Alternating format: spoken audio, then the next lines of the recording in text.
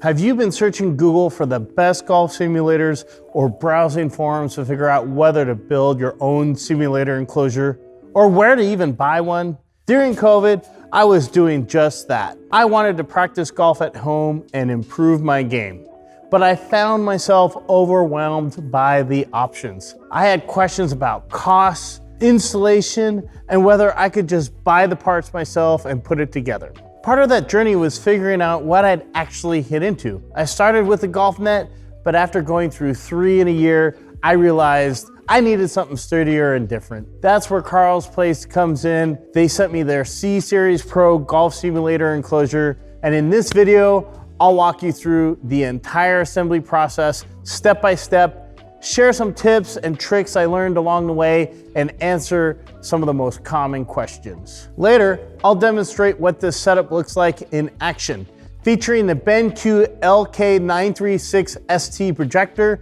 and Foresight Sports GC Quad launch monitor. But first, let's get started.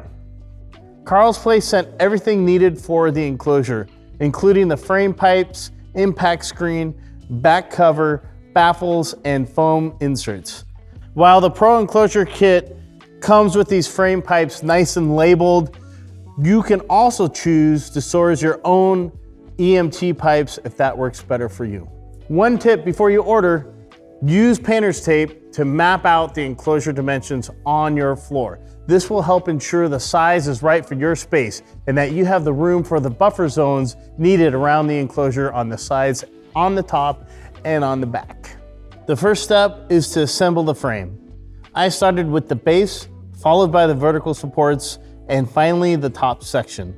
The pipes come pre-cut and labeled if you order them from Carl's Place, which makes this step straightforward. If you're sourcing your own EMT pipes, they'll send you a cut sheet with all the exact measurements you'll need. So I have a couple additional tips here for you. Make sure the pipes are fully inserted into the connectors. A rubber mallet really can help here, but for me, I had no issue just inserting them by hand. Lay out the pipes and connectors in advance to get a feel of where each one goes. This is especially useful for the larger kits like the Pro. And finally, if you're working alone, assemble the base first, then secure each vertical pipe one at a time. For this Pro version, the frame is quite heavy and the pipes are long, so I recommend having someone help you lift and secure the top sections. Once the frame is set up, the next step is to attach the ceiling panel. Start by securing the corners with the ball bungees and then use zip ties to attach the rest of the panel to the frame.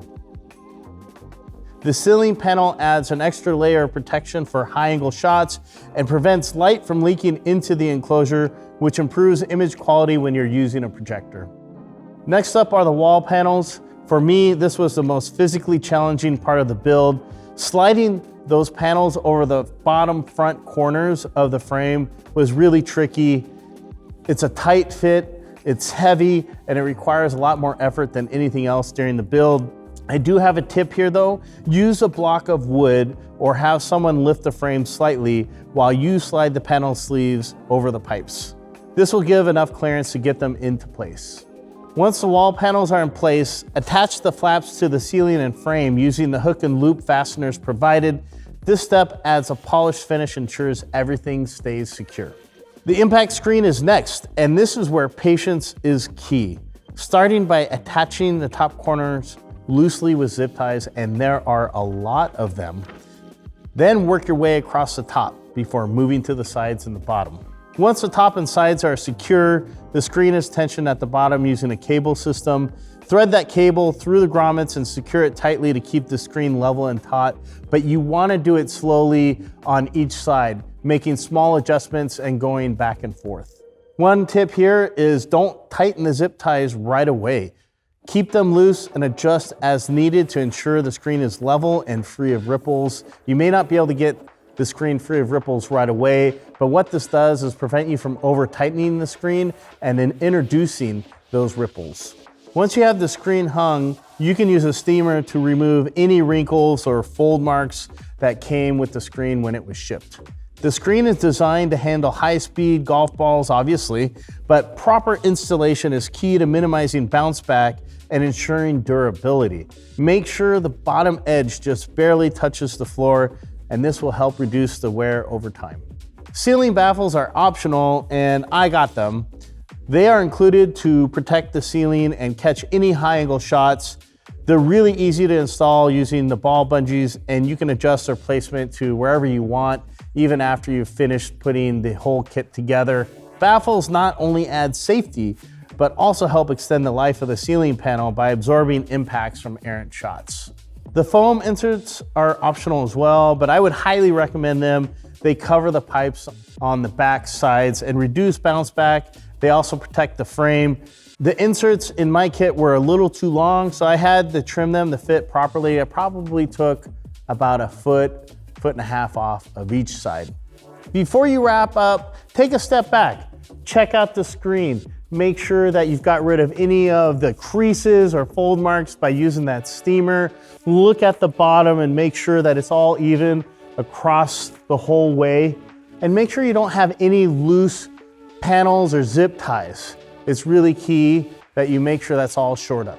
One quick thing I do want to mention is that it's okay to have some ripples, because as you use the screen, it's gonna relax a little bit, loosen, and when it does, you can get back up on a ladder and play around with the zip ties to see if you can get those tightened up a little bit. But other than that, when the projector's on, you shouldn't be able to see those very well. So I just want to reiterate some of the most common questions.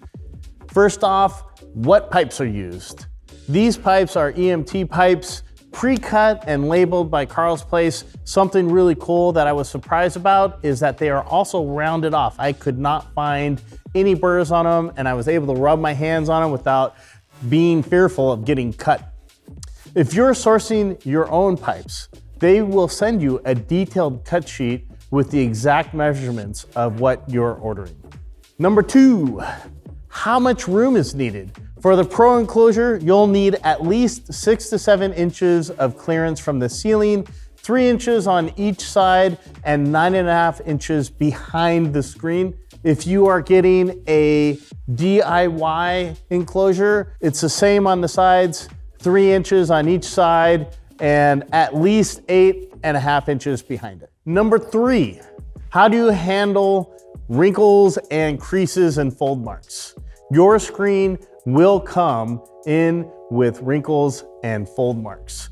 One of the key things, if you can, is remove your screen from the box as soon as you get it and hang it up somewhere. That will help relax it and help prevent the wrinkles kind of setting in even more. But once you have it hung up, all you need to do is get out a steamer, a garment steamer, and spend some time. It took me about 30 minutes to get all the wrinkles out of my screen, and it wasn't difficult. 4, what about bounce back? Foam inserts and proper screen tensioning can minimize bounce back, making your setup safe.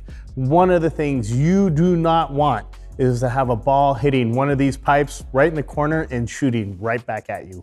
I have been standing in front of the screen for way too long, and now what I want to do is show you what this looks like since it's all come together. But first, real quick, BenQ has provided their LK936ST projector, and Foresight Sports sent over their GC Quad launch monitor. I cannot wait to show you what these two do to this sim setup. The BenQ projector is ceiling mounted and features a golf mode that enhances greens and fairways for an immersive experience. Its short throw lens projects a massive image from just 13 to 15 feet away.